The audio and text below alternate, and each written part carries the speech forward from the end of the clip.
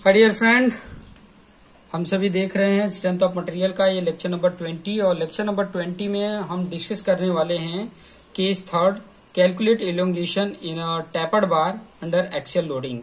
देखो टैपर्ड बार कैसा होता है, मैं यहाँ पर डायग्राम ड्रॉ करके बताऊं। इस प्रकार का ये टैपर्ड बार होता है। ये मैं इसका लाइनिंग बना देता हूँ। इस प्रकार का टैपर्ड बार होता है, ठीक है। ये टैप्ड बार है, प्रॉपर थोड़ा नहीं ड्रॉ हुआ लेकिन इस प्रकार का, ठीक है। मतलब इसका डायमीटर धीरे धीरे कम हो गया है। अब इसके ऊपर अगर लोड अप्लाई हो रहा है, मान लो ये P जितना लोड अप्लाई हुआ, टेंसाइल P लोड अप्लाई हो रहा है, ठीक है। मान लो ये जो लार्जर एंड है, ठीक है, यहाँ पर D1 D2 जितना इसका डायमीटर है और इसका D1 डायमीटर है, ठीक है। D1 डायमीटर है, ठीक है। मैं यहाँ पर बता देता हूँ, यहाँ पे बताऊं, we assume a tapered beam of length को हमने ले लिया L, ठीक है। और स्मॉल जो है ना, स्मॉल डायमीटर जो है, स्मॉल एंड डायमीटर जो है उसको हमने ले लिया है D1 और लार्जर एंड डायमीटर जो है उसको हमने ले लिया D2, ठीक है। समझ में आ गया? D1 ले लिया और इसको क्या ले लिया, D2 ले लिया है। आगे पॉइंट की अगर मैं बात करूं, तो यहां पर मान लो कोई एक सेक्शन हमने ले लिया, ठीक है। यहां पर कोई अगर सेक्शन हमने ले लिया, ये सेक्शन है, ठीक है। मान लो ये सेक्शन हमने लिया, ठीक है। ये सेक्शन हमने लिया, ये सेक्शन जिसका अगर मैं बात करूं कि ये जो है ये dx जितना है, ये कितना है, L जो बात कर रहा हूं वो dx है, ठीक है। इसका ये थिकनेस कितना है, dx जितना है। और यहाँ पर ये जो डायमीटर है वो dx है। अब ये dx क्या है, और ये कहाँ से, यहाँ से मैं x ले लिया, ठीक है। ये x जितना डिस्टेंस पे है। तो अगर मैं dx की बात करूं तो dx कितना होगा, तो dx जो होगा ना वो होगा D1 plus D2 minus D1 अपन L इंटू एक्स। dx होता क्या है, मैं यहाँ पे लिख देता हूं कि dx is dia at any distance, कोई भी एक डिस्टेंस है, x from smaller end into smaller end from smaller end, ठीक है, स्मॉलर एंड। ये पॉइंट को ध्यान में रखना, वेयर करके आप लिख सकते हो, वेयर dx इज, ठीक है। अभी यहाँ पर dx आपने देख लिया, तो मैं dx को एक और शॉर्ट फॉर्म में लिख लेता हूँ। dx इक्वल टू क्या है, D1 प्लस kx ले लेता हूँ, ठीक है। और जिसमें k की वैल्यू क्या है, ये है, k की वैल्यू मैंने क्या लिया, D2 माइनस D1 अपन L। ये वैल्यू मैंने k की जगह पे वैल्यू ले ली है, ठीक है। अब यहाँ पर ध्यान देना, मुझे क्या चाहिए, इसमें चेंज इन लेंथ, ठीक है। इसके अंदर चेंज इन लेंथ कितना आ रहा है वो चीजें मुझे फाइंड आउट करनी है। तो वो चीजें कैसे फाइंड आउट करेंगे, तो वो टेक्निक मैं आपको यहाँ पर सिखा रहा हूँ। देखो ये आपका स्मॉलर है, डिराइव करके बता रहा हूँ, देखो ये डेरिवेशन बता रहा हूँ। और ये आप ESE के मेन को देखोगे ना, मेन में ऐसे क्वेश्चंस काफी पूछे गए हैं, मेन में ये इससे रिलेटेड क्वेश्चन पूछे गए हैं। तो यहाँ पर बहुत इंपॉर्टेंट है उस चीजों को समझना, कि ताकि आपका कॉन्सेप्ट जो है ना वो क्लियर हो सके, ठीक है। तो चलिए यहाँ पर देख लीजिए, यहाँ पर मैं जो बात कर रहा हूँ वो पॉइंट को देख लीजिए। तो k यहाँ पे ले लिया, तो ये dx का फॉर्मूला हो गया। अगर मुझे change in length find out करना, ध्यान देना, change in length find out करना है, ठीक है। तो चेंज इन लेंथ अगर फाइंड आउट करना है, तो अगर dx की बात करूं तो क्या होगा, डेल आपका डेल L जितना होगा, ठीक है। इसका इतना होगा, ठीक है, ये इसके बराबर होगा।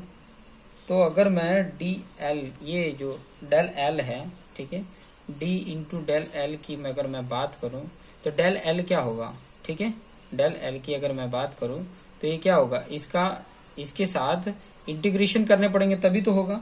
तो ये डेल एल का फॉर्मूला क्या होता था, पी एल, एल को मैंने क्या ले लिया, डी एक्स, ठीक है, अपन ए इंटू ई, ठीक है, ए इंटू ई, और ए क्या है, पाई बाई 4 डी स्क्वायर। ए की वैल्यू अगर देखोगे तो क्या आएगा, ए की वैल्यू क्या है, P D X upon pi by 4 इधर कर दिया, और डी क्या है, पाई बाई 4 डी डायमीटर, तो डायमीटर क्या है, ये डी एक्स है, ये डी एक्स है, ठीक है। ये डी एक्स नहीं है, ये तो इसका थिकनेस है, ये यहाँ पे देखो ये थिकनेस है ये, ठीक है, ये लेंथ वाइज या थिकनेस, ये डी एक्स है, ठीक है। तो ये कैपिटल डायमीटर का होल स्क्वायर आ गया, ठीक है। और इसकी वैल्यू क्या मैंने लिखा है, वो वैल्यू यहाँ पर लिख लेंगे, D del L upon 4p upon, और ई तो हमने लिखना ही छोड़ गया, pi into E D X upon, यहाँ पे क्या फॉर्मूला बन जाएगा, यहाँ पर डी एक्स की जगह पे लिख सकते हैं d1 प्लस के एक्स का होल स्क्वायर, ठीक है। अब देखो इनका इंटीग्रेशन करेंगे तो ये जो था डेल एल वो सिर्फ dx से dx जितना करते थे तो उसका चेंज इन लेंथ आता था, तो होल पार्ट का अगर मुझे चेंज इन लेंथ चाहिए तो दोनों का इंटीग्रेशन करना पड़ेगा, ठीक है। तो यहाँ पर भी करना पड़ेगा, तो ये जो कांस्टेंट वाला टर्म है उसको बाहर कर दिया, और यहाँ पे क्या आ गया, dx upon d1 plus K X का होल स्क्वायर, ठीक है। अभी देखो इसका इंटीग्रेशन तो डेल एल आ गया, लेकिन इसका इंटीग्रेशन देखो ये किस फॉर्म में है, तो मैं आपको बता दूं, ये आपका इस फॉर्म में a plus X, A plus K X, ठीक है, ए प्लस के एक्स का whole square into D X के फॉर्म में, और इसकी वैल्यू क्या आती है, 1 अपन के ए प्लस के एक्स, ये आता है, ठीक है। ये उसका डेरिवेशन आता है, तो वो डेरिवेशन मैं यहाँ पे लिख लेता हूँ 4p, और ये वेरी कहाँ से कहाँ तक कर रहा है, 0 से l जितना तक वेरी कर रहा है, ठीक है। देख सकते हो यहाँ पे अगर लेंथ की बात करें, अगर यहाँ से स्टार्ट हो रहा है तो यहाँ पे पहले लेंथ 0, फिर बाद में धीरे धीरे बढ़ते बढ़ते l तक है, यहाँ पे आ गया, ठीक है, 0 से l तक वेरी कर रहा है। तो 4p अपन पाई ई, और इसकी वैल्यू कितनी आ गई, -1 अपॉन के, ये के, और ब्रैकेट में क्या आ जाएगा, -1 अपन के d1 प्लस के एक्स, ठीक है। और कहाँ से वेरी कर रहा है, 0 से l तक वेरी कर रहा है। अभी ये कॉन्सेप्ट को सॉल्व कर देंगे तो आपकी वैल्यू कहाँ से आ जाएगी, मैं यहाँ पे सॉल्व करके दिखा देता हूँ। 4p अपन पाई ई, सबसे पहले इसकी वैल्यू क्या पुट करेंगे, पहले l की वैल्यू पुट करेंगे तो क्या आ जाएगा, -1 अपॉन के d1 प्लस के एल आ जाएगा। फिर बाद में 0 पुट करेंगे x की जगह पे, ये x की वैल्यू है, x की वैल्यू 0 पुट करेंगे, और माइनस और ये माइनस क्या हो जाएगा, प्लस, ठीक है, 1 अपॉन, यहाँ पे 0 पुट किए तो ये पूरी वैल्यू 0 होगी, k इंटू d1 हो गया, k इंटू d1। अब इन वैल्यू को सॉल्व करोगे, इसकी वैल्यू को सॉल्व करो, ठीक है, इसकी वैल्यू को अगर सॉल्व करोगे तो देखो यहाँ पर k कॉमन है, ठीक है, k कॉमन है, ठीक है। तो k कॉमन को अगर निकाल लेते हो 4p अपन ए ई, ठीक है, यहाँ पर अगर मैं k को कॉमन निकाल लिया तो यहाँ पे क्या बचा, -d, और यहाँ पे अगर वैल्यू पुट कर दे k की वैल्यू, ठीक है, तो यहाँ पे d1 था, यहाँ k की value d2 minus d1 upon l, और यहाँ पे इंटू l है, या प्लस प्लस, यहाँ पे k की वैल्यू तो यहाँ कॉमन कर लिया ना, तो यहाँ पे k, चलो यहाँ से k तो निकल गया है, तो यहाँ पे क्या बचा, सिर्फ d1, ठीक है, यहाँ पर क्या बचा, सिर्फ d1। अभी ये वैल्यू मैं यहाँ पर लिख लेता हूँ, देखो यहाँ पर मैं आपको सॉल्व करके यहाँ पे दिखा देता हूँ, ठीक है। इसकी वैल्यू सिर्फ सॉल्व करके बता रहा हूँ, ताकि चलो पूरे वैल्यू लिख लेता हूँ। 4p अपन क्या है, ए ई, ठीक है, पाई ई है, ठीक है, ए तो हमने ए को ही तो यहाँ पे रखा था, पाई ई, और यहाँ पर आप इसको सॉल्व करोगे, k की वैल्यू यहाँ पर लिख देता हूँ, d2 minus d1 upon l, मतलब l यहाँ पर आ जाएगा, ठीक है। यहाँ पर इसको सॉल्व करोगे तो देखो क्या आ जा रहा है, ये l कैंसल, और इनको सॉल्व करोगे तो सिर्फ इसकी वैल्यू यहाँ पर क्या बच जाती है, यहाँ पर देखो d1 plus d2 minus d1 आ जाएगा, l तो कैंसल, तो यहाँ पे वैल्यू कितनी बच जाती है, यहाँ पे जो वैल्यू अगर आप देखोगे तो d1 plus d2 minus d1, तो माइनस d1 और d1 कैंसल, बचा क्या, सिर्फ d2, तो -1 अपॉन d2, यहाँ पे +1 अपॉन d1, ठीक है। अब इनको देखो सॉल्व करो, 4pl अपॉन पाई ई यहाँ पे D2 माइनस D1 है, और इनको सॉल्व करोगे तो देखो क्या आ रहा है, ये इधर चला जाएगा माइनस D1 और ये इधर चला जाएगा plus D2 upon D1 into D2। ये सब सॉल्व करने आना चाहिए फ्रैक्शन।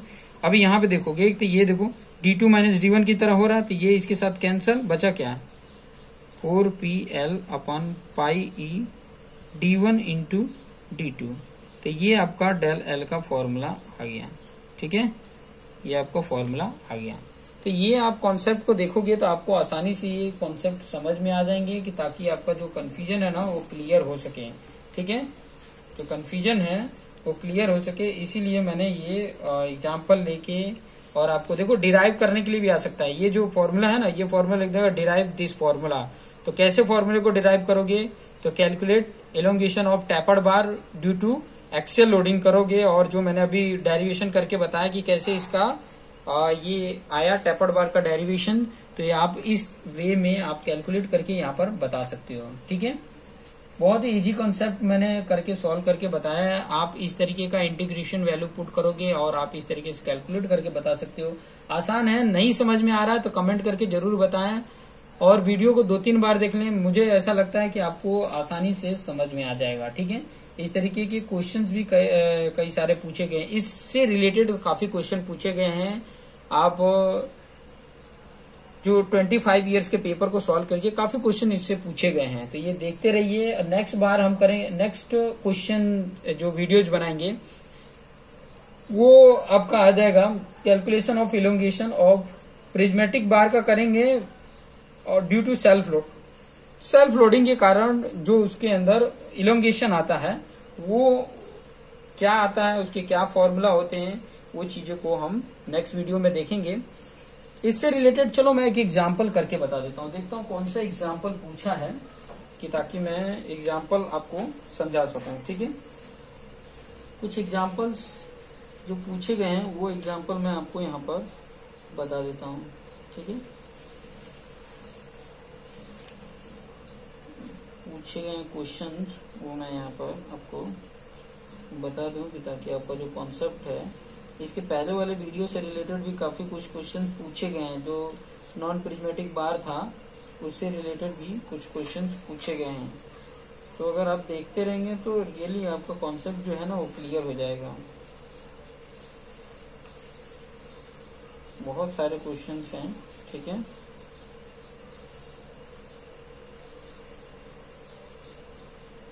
मैं बहुत ही अच्छा क्वेश्चन है, मैं उसको बताता हूँ, ठीक है।